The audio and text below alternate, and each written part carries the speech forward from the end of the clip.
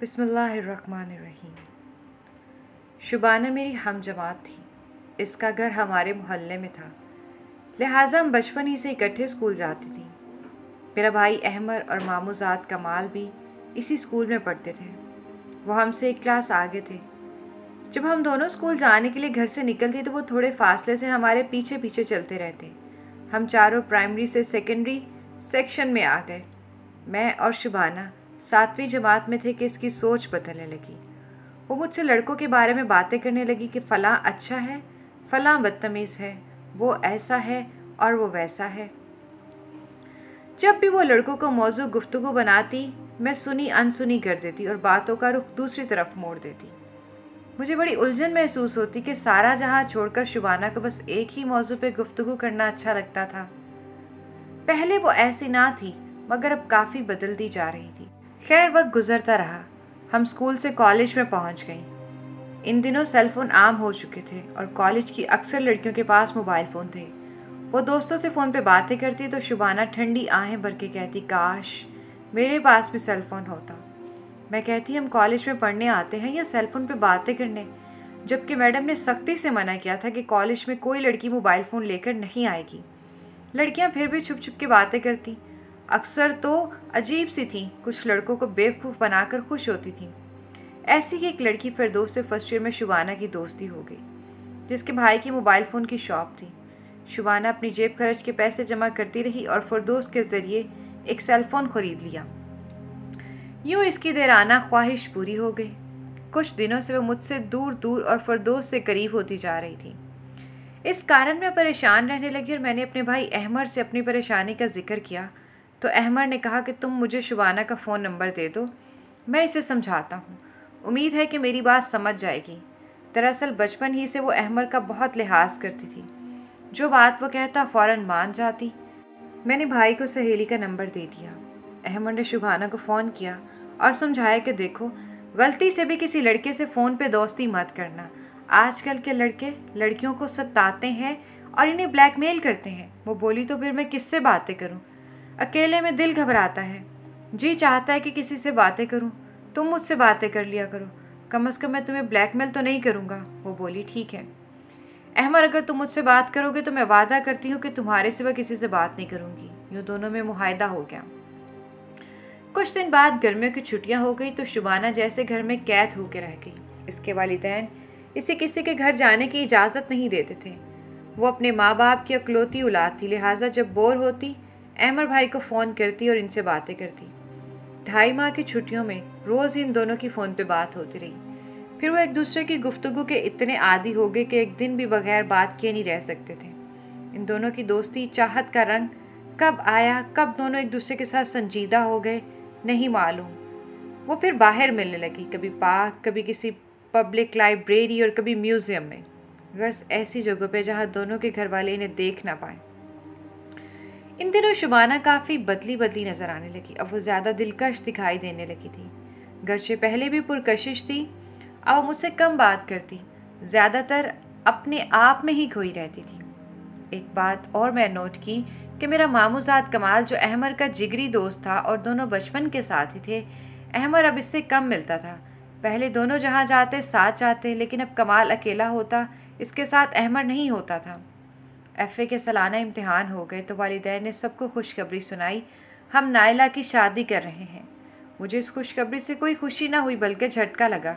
मैं तालीम मुकम्मल करना चाहती थी, मगर यह अल्लाह को मंजूर न था। वालिदैन के फ़ैसले के सामने सरे तस्लीम खम करना पड़ा। मेरी मंगनी जजाज़ाद मुजफ्फ़र से हो चुकी थी। रिज़ल्ट के आते ही हमारी शादी कर दी गई। मुजफ्फ़र सरकारी ऑफिसर था, लिहाजा शादी के बाद मैं लाहौर चली गई। अब कभी कभी मेके आना होता। अहमर भाई और शुबाना के मामलात के बारे में मैं बिल्कुल बेखबर थी। इन्हीं दिनों सुना कि अहमर भाई बीमार हो गए हैं और सालाना इम्तिहान देने से रह गए हैं, जबकि कमाल ने ग्रेजुएशन मुकम्मल करके LLB में दाखिला ले लिया था। 2 साल पलक झपकते गुजर कर उन्होंने वकालत का इम्तिहान पास करने के बाद प्रैक्टिस शुरू कर दी, मगर अहमर जहाँ था वहीं रहा। BA मुकम्मल कर सका और ना कोई काम कर सका। मैं अपने 2 छोटे छोटे बच्चों की परवरिश में मसरूफ़ थी। मेके भी बहुत कम जाना होता था। कमाल अपना करियर बनाने में मसरूफ़ था। अब वो कम ही अहमर से मिलने हमारे घर जाता था। 2 साल बाद ईद के मौके पर अपने जीवन साथी से इसरार करके मैं मेके गई तो अहमर भाई को देख के हैरान रह गई, क्योंकि मेरा भाई मुद्दत का मरीज़ और बहुत बीमार लग रहा था। अपने भाई की यह हालत देखकर परेशान हो गई। मैंने बहुत पूछा, अहमर भाई तुम्हें मेरी कसम बताओ क्या हुआ है? उन्होंने कुछ ना बताया। अम्मी अब्बू परेशान थे। वो नहीं जान सके कि इनके बेटे को अंदर ही अंदर कौन सा रोग चाट रहा है। जब अहमर ने कुछ ना बताया तो मैंने सोचा कमाल की मदद लेनी चाहिए। वो भाई का बचपन का साथी था और अहमर इससे अपनी कोई बात नहीं छुपाता था। मैंने कमाल भाई को फ़ोन किया तो वो मेरे कहने पे हमारे घर आ गए। जब इसने भी भाई की हालत देखी परेशान हुआ। मैंने कहा कि बज़ाहिर कोई बीमारी नहीं है, तो फिर अहमर क्यों बीमारों जैसा नज़र आ रहा है? तुम इससे बात करो, शायद अपनी उलझन से तुम्हें आगाह कर दे। तुम इससे काबिल भरोसा दोस्त हो तुम इसके। मेरे कहने पर कमाल अहमर के कमरे में जाके बैठ गया और इससे बात करने लगा। इससे भी शायद किसी हमसगार की ज़रूरत थी। जब देराना दोस्त ने इसरार किया तो वो बेख्तियार रोने लगा। अपने दोस्त को रोता पाकर कमाल भी आबदीदा हो गया। कहा कि मुझे हर बात सच बताओ ताकि मैं तुम्हारी परेशानी को दूर करने की कोशिश कर सकूं। खैर कमाल अपने और मैं अपने घर चली गई, मगर अहमद की हालत न संभली। इसने अरसे से खाना पीना छोड़ रखा था। गमज़दा रहने की वजह से शदीद बीमार पड़ गया था। खुदा की करनी के शुबाना के साथ भी कुछ अच्छा न हुआ। जिस नौजवान के साथ इसने अहद पे माँ बांधे, इसने इसे ऐसा बर्बाद कर दिया। एक दिन इसकी ख्वाबों में गुम होकर वो घर की दहलीज पार कर गई और वह शुबाना को कराची ले आया। निकाह का वादा किया मगर निकाह न किया। रोज़ बहलाता था कि वकील साहब मसरूफ़ हैं, आजकल में निकाह हो जाएगा। इस पागल लड़की ने अपना समझकर सब कुछ इसके हवाले कर दिया। एक रात शुबाना ने मोबाइल पर इसकी गुफ्तगू सुनी। वो किसी से कह रहा था कि दोस्त मेरा दिल भर गया है, अब तुम आकर ले जाओ, जो चाहे मर्जी करो मगर मेरी जान छुड़वाओ। शुबाना को अब पता चला कि हबीब इसके साथ संजीदा नहीं है। सुबह जब वो बाज़ार कुछ खरीदने गया तो ये भी वहाँ से निकलकर कोर्ट आ गई, क्योंकि वो होटल जहाँ पे ये रुके हुए थे कोर्ट के नज़दीक था। कोर्ट में वो परेशान मदद के लिए किसी लेडी एडवोकेट को तलाश कर रही थी। तभी कमाल की नज़र इस पर पड़ गई।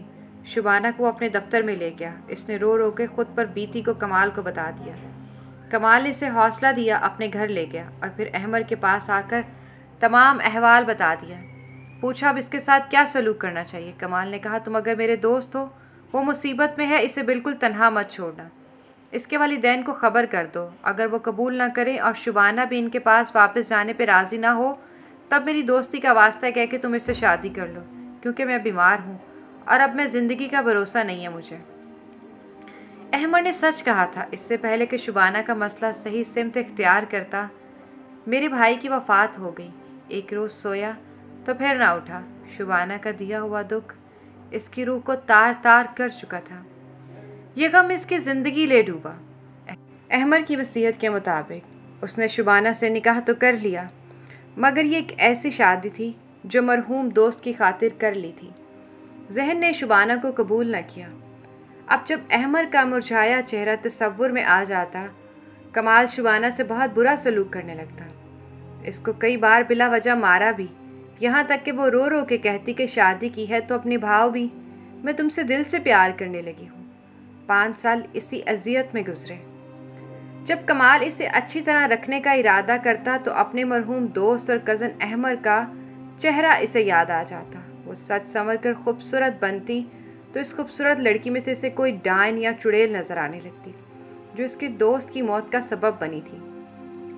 इसे अपनी बीवी जब अहमद की कातिला दिखाई देती, वो इसे बुरा रवैया इख्तियार कर लेता। इंतकामी जज्बात उभरते तो मारने लगता।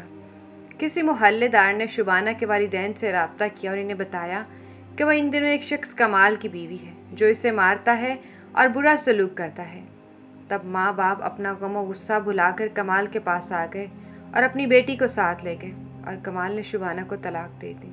बेशक शुबाना पर मुझे सख्त गुस्सा था, मगर मैं कमाल के समल पर खुश फिर भी ना थी, शायद इसलिए कि शुबाना एक औरत थी और मैं भी एक औरत हूँ।